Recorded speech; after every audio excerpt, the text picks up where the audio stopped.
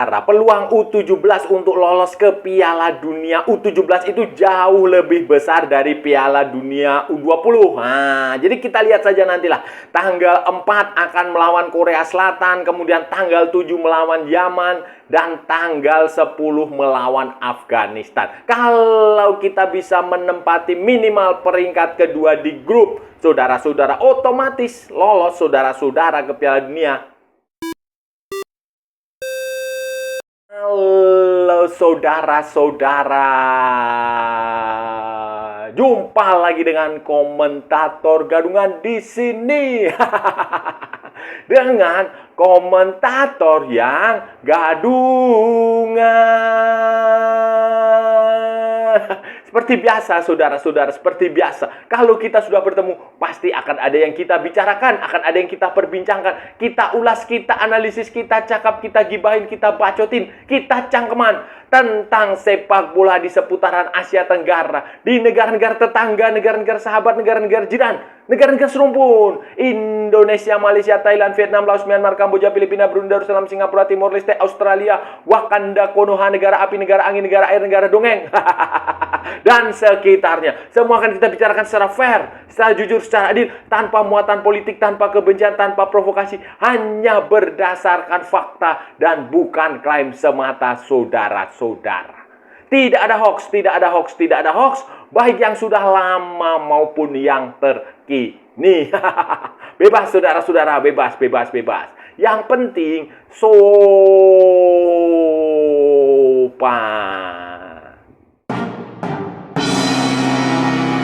Nah, jadi begini, saudara-saudara, jadi begini, 4 hari setelah hari raya.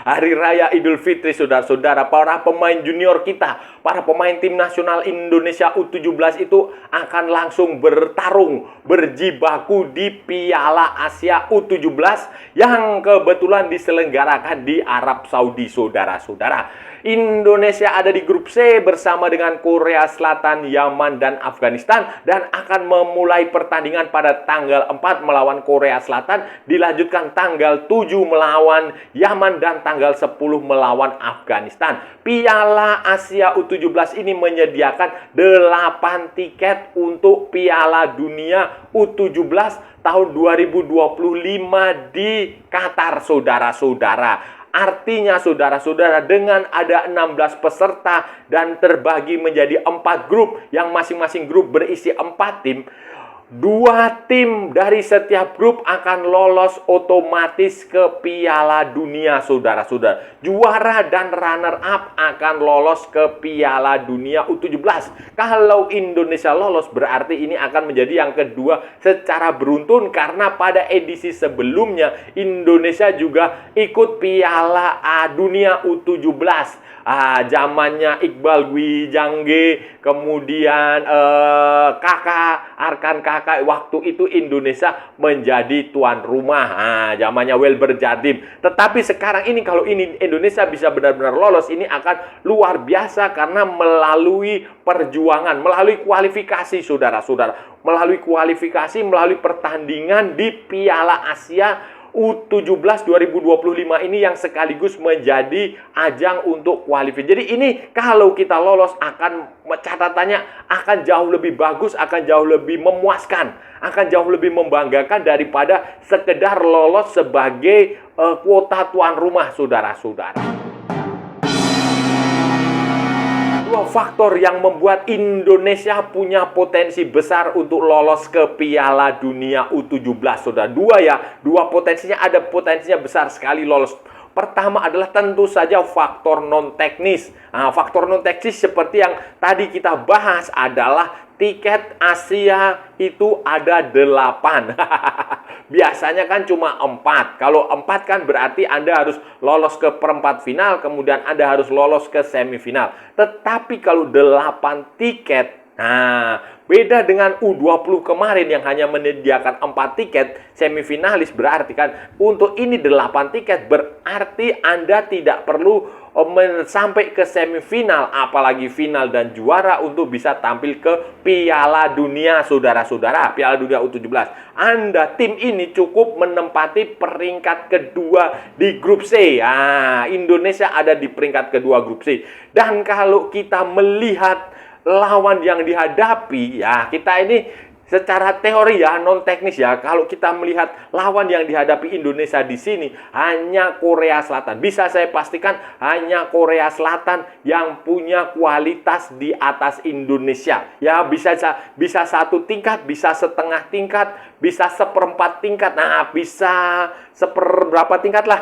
Pokoknya dia harus fair mengakui bahwa Korea Selatan lebih dari Indonesia di level ini, U17 ini, maupun di level-level lain, saudara-saudara. Nah, itu artinya, saudara-saudara, taruhlah, let's say, misalnya Korea Selatan, oke lah, biarkan dia menjadi juara di grup C. Berarti kan masih ada tempat untuk di grup menjadi runner up yang akan diperebutkan melawan Yaman, melawan Afghanistan. Dan itu jauh lebih ya sedikit lebih mudah lah. Kita nggak boleh meremehkan ya, tidak boleh meremehkan Yaman maupun Afghanistan, tetapi secara teori itu jauh lebih enak daripada kita menghadapi lawan yang berat-berat dibanding menghadapi Korea Selatan. Jadi peluang menghadapi Yaman, peluang menghadapi Afghanistan sedikit lebih baik, lebih enak dibandingkan harus menghadapi Korea Selatan. Jadi secara non teknis Indonesia punya peluang untuk lolos, untuk setidaknya finish di peringkat kedua klasemen akhir grup C, saudara-saudara.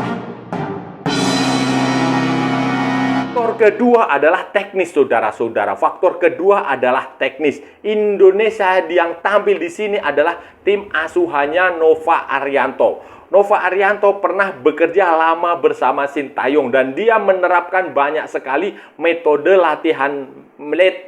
kepelatihannya Sintayong, dan metode kepelatihan Sintayong itu cocok untuk pemain-pemain lokal Indonesia, untuk diterapkan kepada pemain-pemain muda Indonesia, bukan kepada pemain-pemain diaspora yang sudah menerima pendidikan sepak bola di barat. Tetapi itu sangat cocok sekali untuk pemain-pemain Indonesia, pemain-pemain lokal, pemain-pemain muda. Dan itu diterapkan oleh Nova Arianto. Salah satu contohnya penggunaan kaos kaki yang berbeda antara kaki kanan dan kaki kiri. Nah, kemudian kedisiplinan, dilarang main handphone dan lain-lain sebagainya. Itu main TikTok, main apa, YouTube, main apa, itu juga diterapkan. Kemudian cara agak keras juga dia di lapangan. Di latihan itu Nova Arianto juga agak keras, kemudian instruksinya juga jelas, kemudian sistem bermainnya juga agak mirip dengan Sintayong, fleksibel menyesuaikan kebutuhan lawan yang dihadapi. Jadi secara teknis ini ada beberapa kemiripan antara timnya Nova Arianto dengan timnya Sintayong. Apalagi materi pemain ini, tim ini juga sudah dibina sejak cukup lama, sejak Piala AFF U16 yang waktu itu dikalahkan Australia. Kemudian tim ini lanjut dengan hanya sedikit perubahan, lanjut di kualifikasi Piala Asia U17 dengan hasil yang menurut saya cukup bagus, tidak menjadi tuan rumah ya, harus diingat.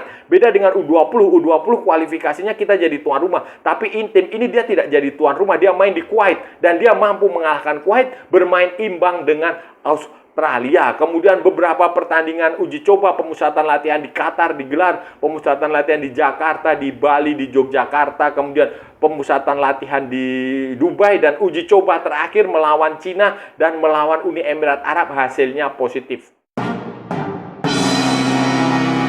Dari pemain yang dibawa juga 23 pemain yang dibawa juga menurut saya cukup baik lah, saudara-saudara. Di situ ada pemain diaspora, pemain keturunan seperti Lucas Lee, seperti Matthew Baker.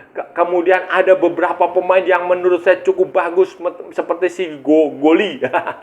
Goli, kemudian Firza Vijatullah, Daniel Alfredo, kemudian Putu Panji, Fabio Aska. Itu adalah beberapa pemain yang menurut saya cukup bagus. Dava Zaidan, kemudian ada lagi Komang Gel, kemudian Evandra Florasta. Evandra Florasta adalah pemain U17 yang sempat ikut Indra Safri ketika Piala Asia U20 saudara-saudara. Dan mereka juga sudah lama bersama. Secara tim mereka sudah terbentuk, sudah bermain bersama cukup lama. Mereka tim yang sudah relatif jadi, kemudian kedisiplinannya juga bagus, dan motivasi para pemain muda ini juga luar biasa. Buktinya mereka tidak merayakan Idul Fitri, tidak merayakan Hari Raya, tidak merayakan Lebaran di Indonesia kan. Mereka merayakan Hari Raya di Arab Saudi. Mereka datang lebih awal ke Arab Saudi dari pemusatan latihan di Dubai. Jadi setelah di Indonesia, mereka terbang mungkin selama puasa Ramadan, mereka ada di Uni Emirat Arab. Itu tujuannya untuk aklimatisasi suhu, untuk adaptasi suhu, untuk cuaca, untuk pengenalan lah saudara-saudara, dari Dubai kemudian berlanjut ke Arab Saudi di tempat turnamen ini. Dan saya rasa ini tim yang sudah terbentuk, sudah jadi. Tinggal kita lihat saja nanti cara bermainnya, cara kerjanya seperti apa di pertandingan pertama melawan Korea Selatan, kemudian di pertandingan kedua melawan Yaman, dan di pertandingan ketiga melawan Afghanistan. Untuk pertandingan pertama melawan Korea Selatan, saudara-saudara, realistis saja kita bisa bermain imbang melawan Korea Selatan, itu sudah sebagai sebuah kemenangan. Imbang aja, karena di turnamen ini saudara-saudara, kalau saudara-saudara mau tahu, Indonesia itu sebenarnya tidak diunggulkan. Indonesia itu saudara-saudara itu masuk di pot 4. Pot 4 saudara-saudara, pot non unggulan, bersama dengan Cina, Korea Utara, dan Uni Emirat Arab. Sementara Korea Selatan itu masuk di pot 1. Pot 1 bersama Jepang, Arab Saudi, dan Iran. Itu berarti Indonesia pun di pot 4, berarti kan tidak diunggulkan, kalah unggulan dibandingkan Yaman maupun Afghanistan. Nah, jadi kita merendah saja, nggak usah sesumbar, nggak usah teriak-teriak King Indo. Nggak usah, merendah saja, tapi kita fokus saudara-saudara. Kita bermain imbang dengan Korea Selatan saja sudah cukup bagus. Saudara-saudara. Karena nanti kalau kita bermain imbang lawan Korea Selatan, kita tinggal berusaha untuk mengalahkan Yaman. Ya, saya rasa lebih bisalah saudara-saudara, bisalah kita mengalahkan Yaman, apalagi kita mengalahkan Afghanistan. Karena walaupun kita tim level junior ini nih nggak bisa kita prediksi secara pasti ya, saudara-saudara ya, karena kualitas pemainnya itu juga mereka development, sedang berkembang, dan di sana di negara mereka juga mereka tidak terlalu banyak terekspos, sehingga ya ini penuh misteri tim U17 itu. Tetapi kalau dilihat dari kualitas kepelatihannya Nova Arianto, kemudian cara bermainnya yang lebih fleksibel, dan kualitas permainan Indonesia U17 ini dari beberapa pertandingan yang sudah dijalani, saya rasa kok Indonesia akan bisa, ya paling tidak mungkin bisa mengalahkan Yaman, bisa mengalahkan Afghanistan, dan mungkin bisa saja kalah dari Korea Selatan atau imbang dengan Korea Selatan. Dan ya 6 poin minimal itu saya rasa bisa lah, 6 poin, 7 poin itu bisa lah kalau didapatkan dari 3 pertandingan Piala Asia. Indonesia, saudara-saudara, selain Indonesia, Vietnam dan Thailand juga akan tampil di Piala Asia U17, saudara-saudara. Tetapi Vietnam dan Thailand itu punya lawan yang relatif lebih sulit. Lebih sulit dibandingkan dengan Indonesia. Thailand ada di grup A bersama dengan tuan rumah Arab Saudi, kemudian dengan Uzbekistan, dan dengan Cina. Wah, ini peluangnya juga ya berat, saudara-saudara. Ini peluangnya agak berat lah. Mungkin Arab Saudi sebagai tuan rumah akan punya potensi lolos. Kemudian Uzbekistan itu kita tahulah, salah satu tim Asia yang cukup bagus di level junior, mereka juga bagus, apalagi level senior. Kemudian Cina juga sama, saudara-saudara. Di level seniornya mereka lumayan, di level juniornya juga perkembangannya cukup bagus. Dan ini Thailand mungkin ya agak berat, walaupun tidak menutup kemungkinan untuk bisa lolos ke Piala Dunia juga. Sementara Vietnam, saudara-saudara, itu jauh lebih berat lagi. Ada di grup B, mereka bertemu dengan Jepang dan Australia. Nah, ini berat. Dan masih ada Uni Emirat Arab. Jadi ini 3 tim Asia Tenggara yang tampil di turnamen kali ini saya prediksi hanya ada satu tim yang akan tampil ke Piala Dunia U17 dan kemungkinan besar yaitu Indonesia, saudara-saudara. Karena Vietnam saya rasa berat lah, saudara-saudara, yang mengalahkan Jepang ya. Mengalahkan Jepang berat. Australia, Indonesia saja bermain imbang dengan Australia di kualifikasi. Kemudian di Piala AFF juga Australia mengalahkan Indonesia, dan Vietnam pada waktu itu juga tampilnya biasa-biasa aja. Kemudian Thailand juga sama, walaupun talenta Thailand di level junior itu tidak pernah kering, saudara-saudara. Mereka selalu bisa mendapatkan pemain-pemain bagus, tapi saya rasa ya berat, saudara-saudara, berat. Saudara-saudara, itu tadi pembahasan kita hari ini, saudara-saudara. Kita sudah bicara panjang lebar dari A sampai Z, dari barat sampai ke timur, dari utara sampai ke selatan, dari Sabang sampai Merauke, dari Pulau Rote sampai Pulau Miangas. Semua sudah kita cakap, semua sudah kita ulas, semua sudah kita bahas, semua sudah kita analisis, semua sudah kita gibahin, semua sudah kita cangkeman. Tadi kita mempreview, memprediksi peluang tim nasional Indonesia U17 yang sebentar lagi akan tampil di Piala Asia U17. Saudara-saudara, tim asuhannya Nova Arianto ini sedang dalam kampanye untuk menuju ke Piala Dunia U17, saudara-saudara. Sekarang sedang menjalani kualifikasi untuk Piala Dunia dalam tajuk Piala Asia U17. Pertandingan digelar tanggal 4 melawan Korea Selatan, tanggal 7 melawan Yaman, dan tanggal 10 melawan Afghanistan. Ini adalah grup yang cukup menarik, saudara-saudara. Grup yang cukup menantang di grup C, saudara-saudara. Turnamen diselenggarakan di Arab Saudi, saudara-saudara. Dan ini peluang Indonesia itu cukup besar kalau melihat tiket yang disediakan. Jadi kita bisa melihat dua faktor lah. Ini saya merasa ada dua faktor yang membuat tim nasional Indonesia punya peluang besar untuk lolos ke Piala Dunia U17. Peluang pertama tentu saja jatah tiket yang banyak. Jatah ada 8 tiket untuk Asia yang akan tampil di Piala Dunia U17. Itu berarti juara dan runner-up grup akan mendapatkan kesempatan lolos ke Piala Dunia U17. Dan dengan lawan yang dihadapi seperti ini, peluangnya 50-50. Ya, dengan Korea Selatan mungkin mereka lebih bagus sedikit lah. Kemudian dengan Korea Selatan, nah dengan Yaman, dengan Afghanistan ya mungkin 50-50, atau 55-45% untuk Indonesia. Ya, peluangnya adalah, saudara-saudara, melawan Yaman, melawan Afghanistan, peluangnya ada. Jadi ini peluangnya besar, saudara-saudara, peluangnya besar untuk lolos ke Piala Dunia dibandingkan timnas U20 tempo hari yang sudah gagal di Piala Asia. Kemudian secara kualitas permainan tim ini juga cukup bagus, saudara-saudara.